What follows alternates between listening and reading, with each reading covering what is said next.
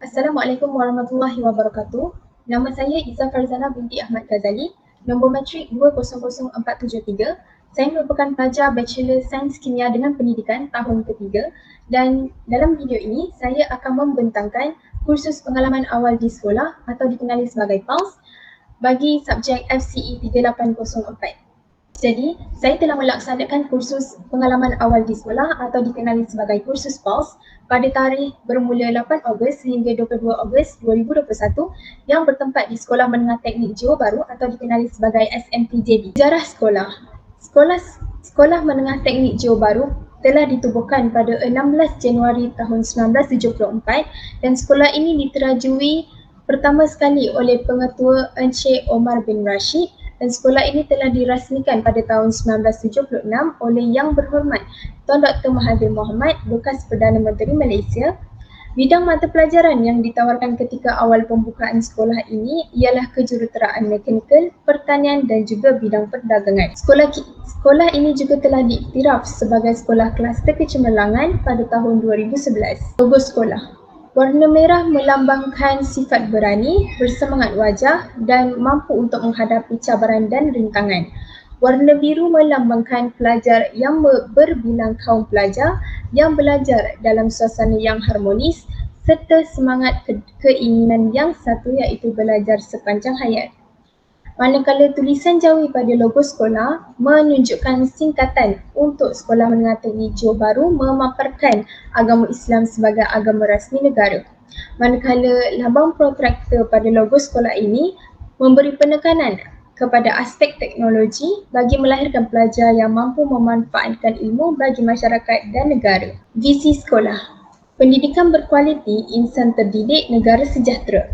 Misi sekolah. Melestarikan sistem pendidikan yang berkualiti untuk membangunkan potensi individu bagi memenuhi aspirasi negara.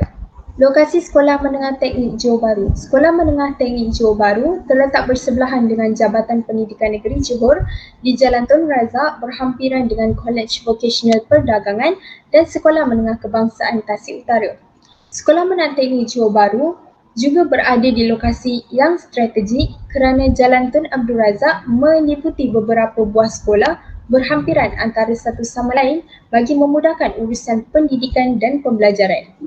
Infrastruktur dan kemudahan yang terdapat di Sekolah Menengah Teknik Johor Bahru yang pertama sekali ialah Dewan Seri Gemilang.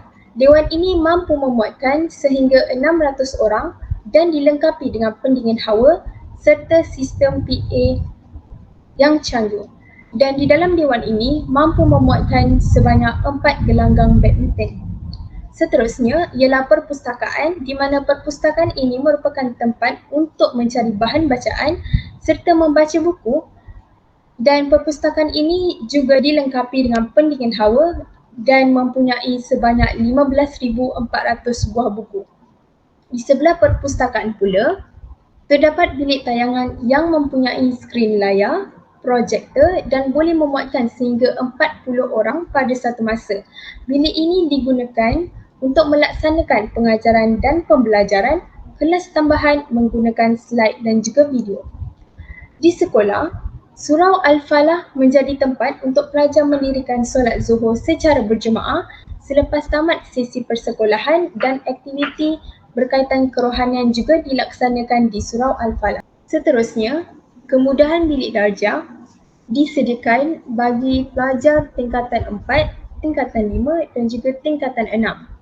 Seterusnya, sekolah ini menyediakan kemudahan yang dipanggil Anjung Bestari di mana tempat ini merupakan tempat serbaguna untuk membuat pelbagai aktiviti seperti membaca buku, mengulang kaji, belajar secara berkumpulan dan di sekitar kawasan tersebut terdapat maklumat-maklumat penting berkaitan sekolah dan juga sistem pendidikan abad ke-21. Yang seterusnya, sekolah juga mempunyai pejabat am di mana pejabat am ini merupakan tempat untuk pelajar, ibu bapa kepada pelajar sekolah, pelawat, malah pelajar sendiri akan pergi untuk berurusan dengan pihak sekolah. Bidang kursus yang ditawarkan di sekolah ini antaranya ialah kejuruteraan awam, kejuruteraan sivil, kejuruteraan elektrik dan elektronik, keusahawanan, kejuruteraan mekanikal, pertanian, kemanusiaan dan sains bagi peringkat pra-universiti. Pada 9 dan 12 Ogos yang lalu, saya berpeluang untuk menyertai sesi pengajaran dan pembelajaran di rumah PDPR secara dalam talian bagi subjek kimia yang diselia oleh Cikgu Suhaimi bin Omar. Berdasarkan pemerhatian saya sepanjang menyertai sesi PDPR di rumah secara dalam talian, terdapat kekuatan dan kelemahan dalam sesi PDPR tersebut. Kekuatan sesi PDPR yang dijalankan ialah yang pertama, pelajar dan guru dapat meningkatkan kemahiran IT dalam pembelajaran dan pengajaran. Yang kedua, kaedah dan sumber pengajaran dan pembelajaran yang lebih luas. Dan yang ketiga, memudahkan proses mengulang kaji atau mencari bahan menggunakan pelbagai medium. Manakala kelemahan PDPR secara dalam talian ialah menyukarkan komunikasi secara dua hala antara guru dan juga pelajar. Yang kedua, kurang pengawasan daripada guru kepada pelajar. Yang ketiga, sukar untuk membuat ulang kaji bersama antara para pelajar dan juga guru dan pelajar. Yang keempat, menjejaskan kesihatan guru dan juga pelajar. Dan yang terakhir ialah kekurangan kemudahan teknologi dan juga capaian internet. Sepanjang PDPR yang saya sertai, terdapat kemudahan alat dan bahan bantu mengajar yang digunakan oleh guru pembimbing saya iaitu Cikgu Suhaimi dalam mengajar mata pelajaran kimia sepanjang minggu ulang kaji. Yang pertama, alat bantu mengajar yang digunakan ialah antaranya komputer riba, tablet, pensel digital dan tertikus tanpa wayar. Manakala bahan bantu mengajar pula antaranya Google Meet, Microsoft Teams, Kahoot, Google Slides, Canva dan juga PowerPoint. Bagi penyediaan rancangan pengajaran yang disediakan oleh Cikgu Suhaimi bin Omar bagi kelas tingkatan 4 kejuruteraan awam 1 pada 9 Ogos bersamaan hari Isnin dan juga 12 Ogos bersamaan hari Khamis bermula 10 pagi sehingga 11.30 pagi, di mana 10 pagi adalah pelajar masuk ke pautan Google Meet yang telah dikongsikan oleh guru kimia di kumpulan Telegram mata pelajaran kimia masing-masing. Pada 10.05 pagi merupakan bacaan doa belajar sebelum memulakan sesi pembelajaran. Dan seterusnya, guru menyambung dengan perbincangan soalan modul uji lari kimia tingkatan 4 yang merangkumi 4 bab. Bab 2, struktur atom. Bab 3, formula kimia dan sebatian. Bab 4, jadual berkala unsur dan juga bab 5, ikatan kimia.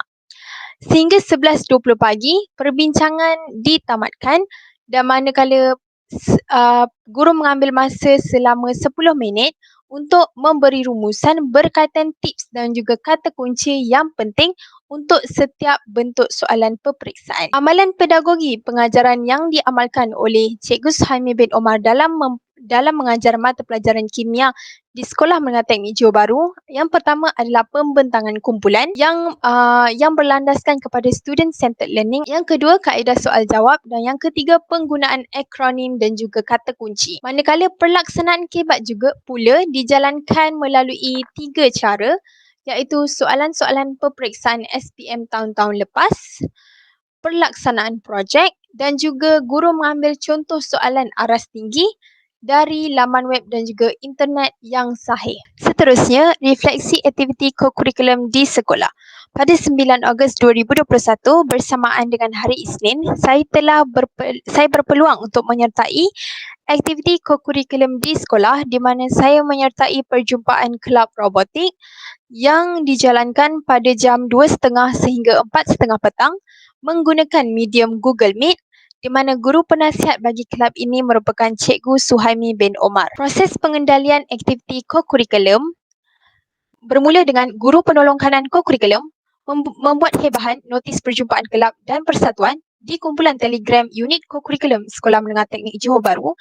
Seterusnya, guru akan mengedarkan notis beserta pautan Google Meet kepada kumpulan Telegram masing-masing. Dan pada jam 2.30 petang, pelajar masuk ke pautan Google Meet kelab masing-masing Dan semasa perjumpaan tersebut, guru penasihat memberikan penerangan berkaitan dengan pertandingan National Tinkering Challenge, dan selepas penerangan itu tamat, pelajar perlu menjawab kuis berkaitan pengetahuan tentang robotik. Dan pada akhir sekali, pelajar perlu mengisi Google Form kehadiran sebelum bersurai. Berdasarkan perjumpaan kokurikulum yang saya telah sertai, terdapat beberapa kekuatan dan kelemahan yang saya dapat analisiskan sepanjang menyertai aktiviti kokurikulum. Antara kekuatannya ialah penyampaian maklumat yang lebih efisien, meningkatkan kemahiran IT dalam kalangan pelajar dan guru dan mencukir kreativiti pelajar. Antara kelemahan pula ialah kurang perlibatan daripada pelajar serta sukar untuk berkomunikasi dengan jelas antara guru dan juga pelajar. Kepentingan aktiviti kokurikulum dalam profesionalisme keguruan. Yang pertama, aktiviti kokurikulum mampu memperkukuh semangat perpaduan dan kerjasama antara pelajar dan guru serta sesama guru. Yang kedua, menguji kompetensi guru dari segi sikap, kemahiran dan juga pengetahuan. Yang ketiga, mewujudkan budaya sekolah yang sihat. Secara kesimpulannya, sepanjang melaksanakan kursus pengalaman awal di sekolah, antara yang saya dapat pelajari ialah pendedahan awal berkaitan sistem persekolahan di Malaysia. Saya juga dapat menimba pengetahuan berkaitan budaya kerja dan budaya sekolah. Seterusnya, saya mampu memahami skop kerja seorang guru dan menghayati serta membuat pemerhatian tentang amalan pedagogi pengajaran, penyediaan rancangan pengajaran, dan akhir sekali saya mengetahui sistem pelaksanaan aktiviti kokurikulum dan PDPR secara dalam talian. Bagi cadangan penambahbaikan kursus PULSE, yang pertama, pelajar yang melaksanakan kursus PULSE seharusnya diberi peluang untuk mengajar secara asas mengikut bidang pengajian masing-masing kepada pelajar sekolah. Hal ini bagi memberi pendedahan awal kepada pelajar tentang bagaimana cara untuk mengajar dalam bidang yang diambil kepada pelajar sekolah. Yang kedua, memberi peluang kepada pelajar untuk membuat rancangan pengajaran harian RPH bersama-sama dengan guru pembimbing.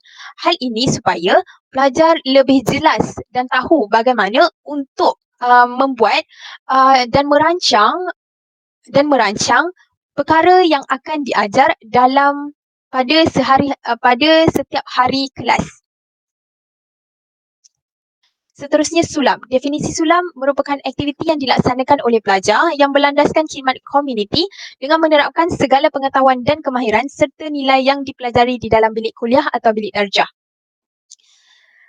Cadangan sulam ialah projek inovasi pasu menggunakan tuala mandi di mana penghasilan pasu yang menggunakan tuala terpakai, simen dan air, 3 bahan ini, dan di mana projek inovasi ini dapat dilakukan dengan cara pelajar membuat pengumpulan tuala terpakai di sekitar kawasan setempat ataupun mungkin sekitar kawasan perumahan yang berdekatan dengan institusi pendidikan pelajar, dan setelah tuala terpakai tersebut sudah dikumpul, pelajar boleh membuat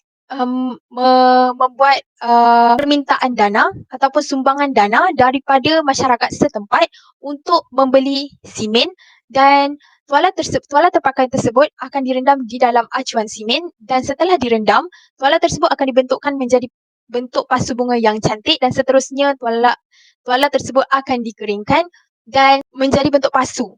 Jadi tuala tersebut yang sudah dibentukkan menjadi pasu boleh dicat untuk menambahkan lagi nilai estetika pada pasu tersebut, dan pasu tersebut sama ada boleh dikomersialkan ataupun disumbangkan ke rumah-rumah penduduk setempat sebagai hiasan. Jadi itu sahaja daripada saya. Terima kasih.